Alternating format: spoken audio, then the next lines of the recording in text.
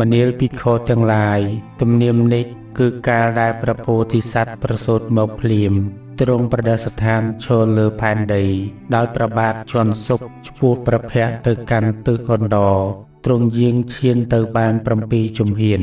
កាលដែលមហាជនកំពុងបាំងស្វេតឆ័ត្រថ្វាយក៏រមិលមើលនៅទិសទាំងពួងផងទ្រង់ពោលនៅអាសភិវិចា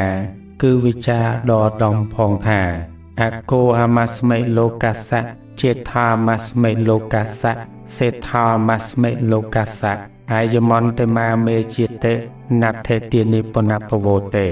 អញជាបុគ្គលពងពុះរបស់លោកអញជាបុគ្គលធំបំផុតរបស់លោកអញជាបុគ្គលប្រសើរបំផុតរបស់លោកនេះជាកំណើតបំផុតរបស់អញហើយលើនេះភពថ្មីតពីនេះទៅទៀតមិនមានឡើយនេះជាធម្មតាក្នុងវេលាដែលព្រះពោធិសត្វប្រសូតចាប់តីនៃព្រះមេត្តានោះមនាលភិក្ខុទាំងឡាយទំនៀមនេះគឺក្នុងការដែលព្រះពោធិសត្វប្រសូតចាប់តីនៃព្រះមេត្តា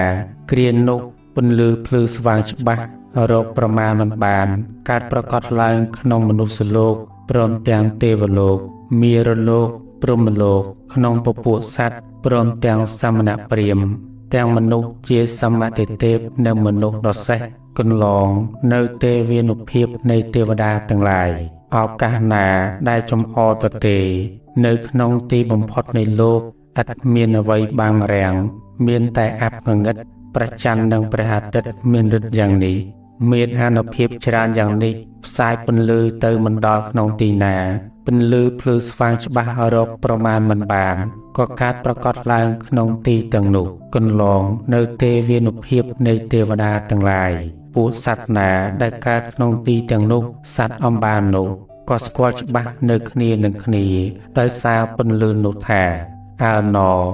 មានពួកសត្វដទៃកើតក្នុងទីនោះដែរលោកធាតុ 10000 នេះក៏ក្រើករំពើកញាត់ញ័រទាំងពន្លឺភ្លឺស្វាងច្បាស់ក៏រកប្រមាណមិនបានក៏កើតប្រកបឡើងក្នុងលោកកន្លងនៅទេវានុភាពនៃទេវតាទាំងឡាយនេះជាធម្មតាក្នុងវេលាដែលព្រះពោធិសត្វប្រសូតចាប់តីនៃព្រះមេត្តានោះ